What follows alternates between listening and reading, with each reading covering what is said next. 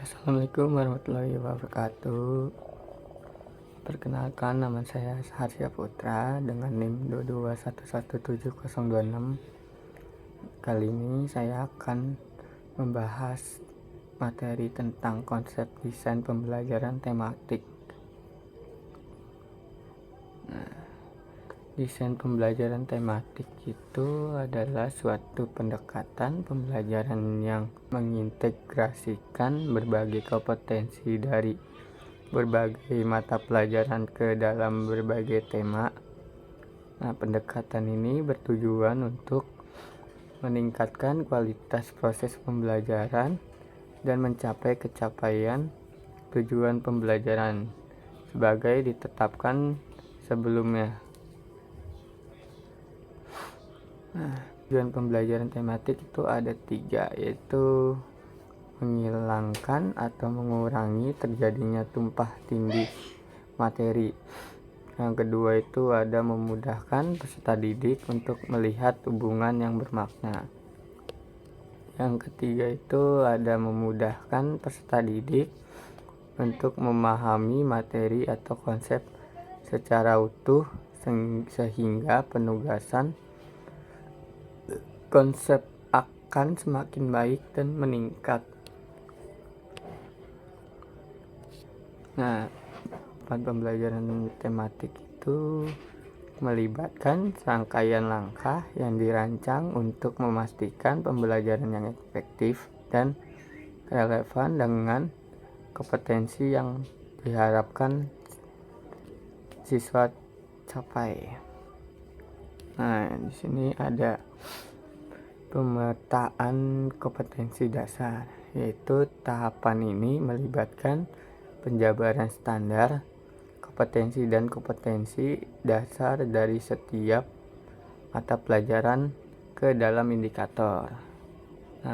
Menentukan tema, yaitu tema yang dipilih dengan mempertimbangkan standar kompetensi dan kompetensi dasar yang ada dalam masing-masing mata pelajaran, atau dengan menetapkan tema-tema pengikat keterpaduan berdasarkan minat dan kebutuhan siswa.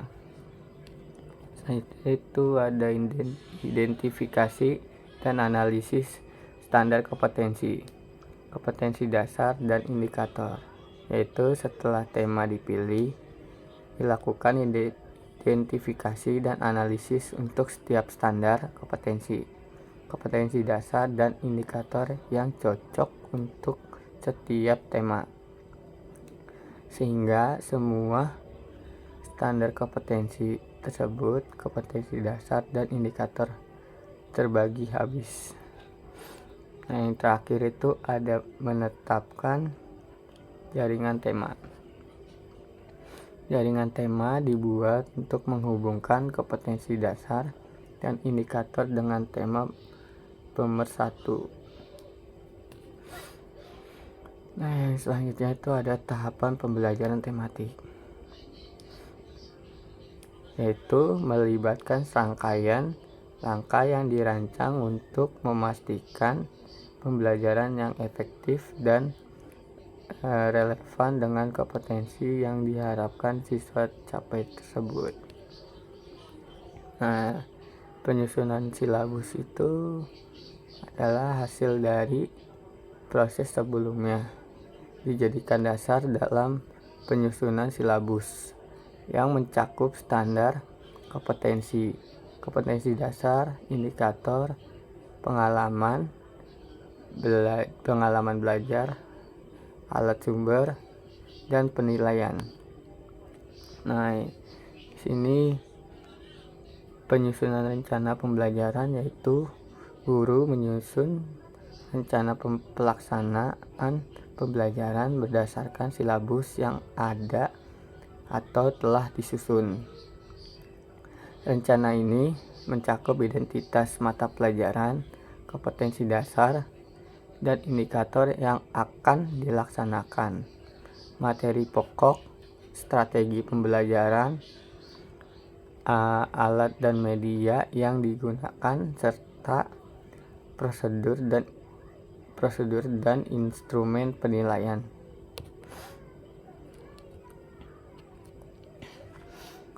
Pendekatan saintifik itu pendekatan yang memudahkan guru atau pengembang kurikulum untuk memperbaiki proses pembelajaran, yaitu memecahkan proses ke dalam langkah-langkah atau tahapan-tahapan secara terperinci, yang membuat instruksi untuk siswa yang melaksanakan kegiatan pembelajaran.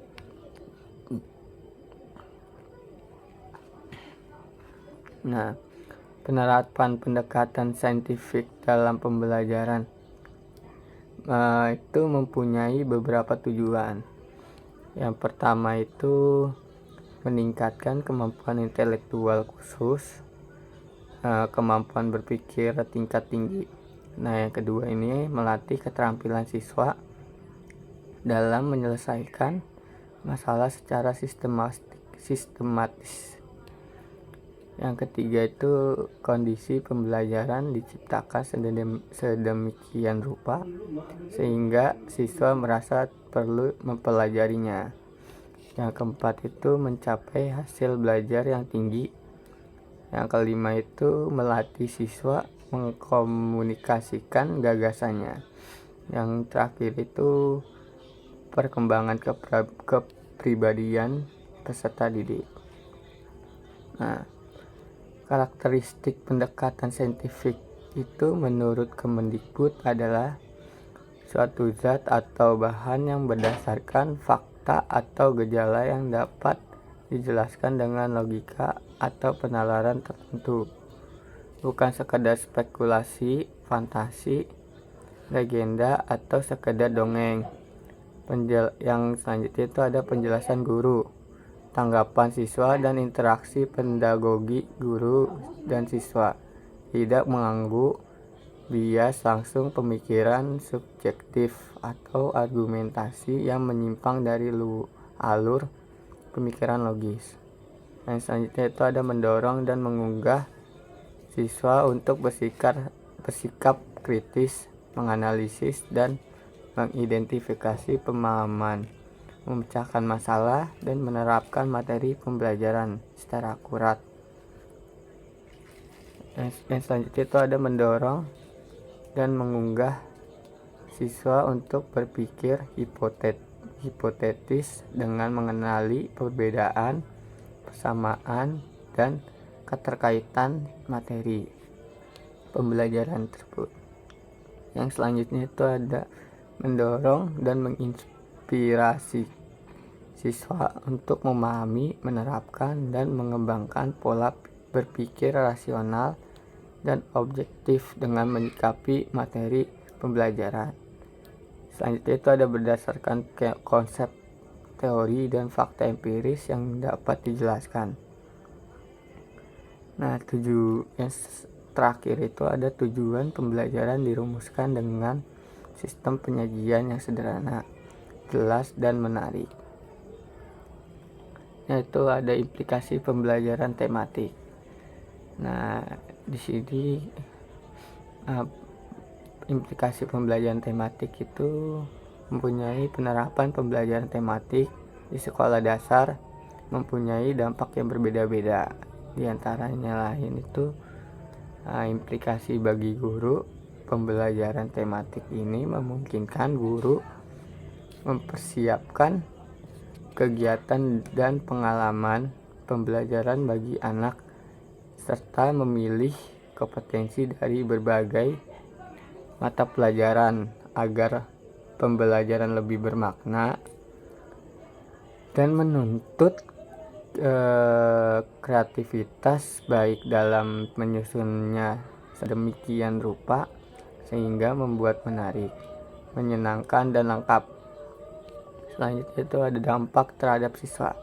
Siswa harus siap mengikuti kegiatan pembelajaran yang bila dilaksanakan memberikan kesempatan bekerja secara individu, berpasangan, kelompok kecil, atau klasikal.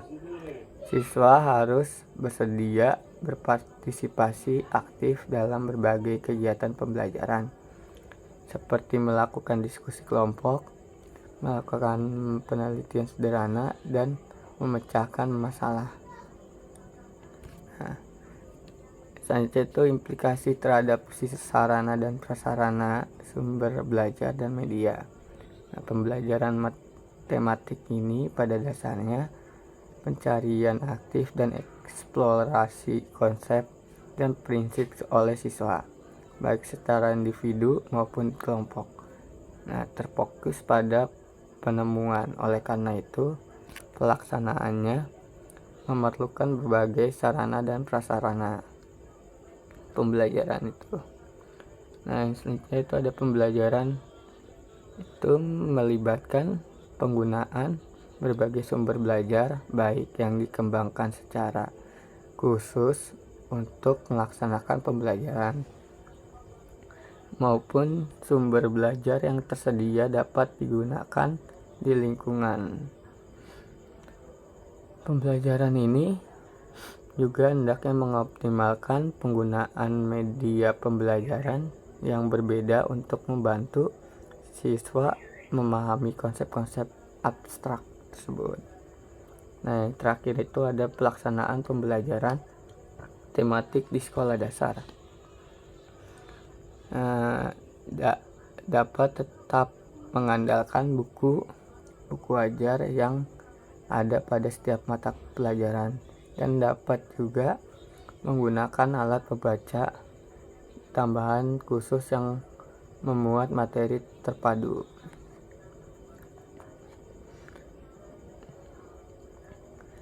Implikasi terhadap perencanaan ruangan dan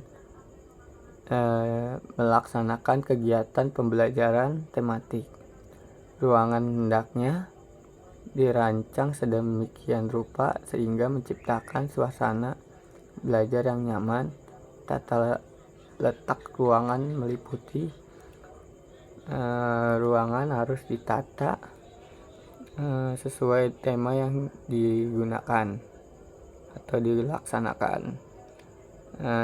Yang selanjutnya itu ada aturan tempat duduk siswa dapat berubah tergantung pada kebutuhan pembelajaran yang secara langsung. Siswa tidak selalu duduk di kursi, tetapi boleh duduk di atas tikar atau karpet. Kegiatan hendaknya itu beragam dan dapat dilaksanakan baik di dalam maupun di luar kelas.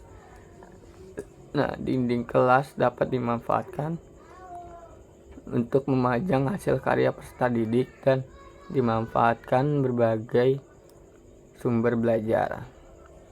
Yang terakhir itu bahan perlengkapan dan sumber pembelajaran hendaknya dikelola sedemikian rupa sehingga memudahkan penggunaan dan penyimpanan siswa. Yang selanjutnya itu pengaruh terhadap pemilihan metode tergantung pada karakteristik pembelajaran tematik. Kegiatan pembelajaran yang dilaksanakan hendaknya menyiapkan variasi kegiatan yang berbeda-beda dengan menggunakan beberapa metode. Contohnya itu termasuk eksperimen, permainan peran, tanya jawab, demonstrasi, dan percakapan. Selanjutnya itu ada pembelajaran berbasis proyek. Model pembelajaran berbasis proyek ini merupakan salah satu model pembelajaran yang digunakan untuk mendorong kemampuan siswa menghasilkan karya kontekstual baik individu maupun kelompok. Model project based learning ini memiliki banyak keunggulan. Selain kemampuan memberikan pengalaman langsung kepada siswa dalam pembelajaran, praktek juga mampu meningkatkan hasil belajar siswa. Project based learning itu adalah salah satu model pembelajaran yang sangat baik dan cocok dalam mengembangkan keterampilan dasar yang harus dimiliki siswa, termasuk keterampilan berpikir, keterampilan membuat keputusan, terus kemampuan beraktivitas, kemampuan memecahkan masalah, dan sekaligus dipandang efektif untuk mengembangkan rasa percaya diri dan manajemen diri pada siswa. Nah, keunggulannya itu adalah membuat siswa termotivasi untuk belajar dalam pembuatan proyek. Selanjutnya, membuat siswa lebih kreatif dan inovatif dalam pembelajaran dan mampu memecahkan masalahnya. Itu meningkatkan kolaborasi, yaitu peserta didik memerlukan kerja sama dalam kelompok dan mampu membuat suasana menyenangkan. Yang terakhir itu ada membuat sikap ilmiah seperti teliti, jujur, tanggung jawab, dan kreatif. Itu ada prinsip-prinsip model project based learning, yaitu berpusat pada peserta didik, mengembangkan kreativitas peserta didik, menciptakan kondisi menyenangkan dan menantang.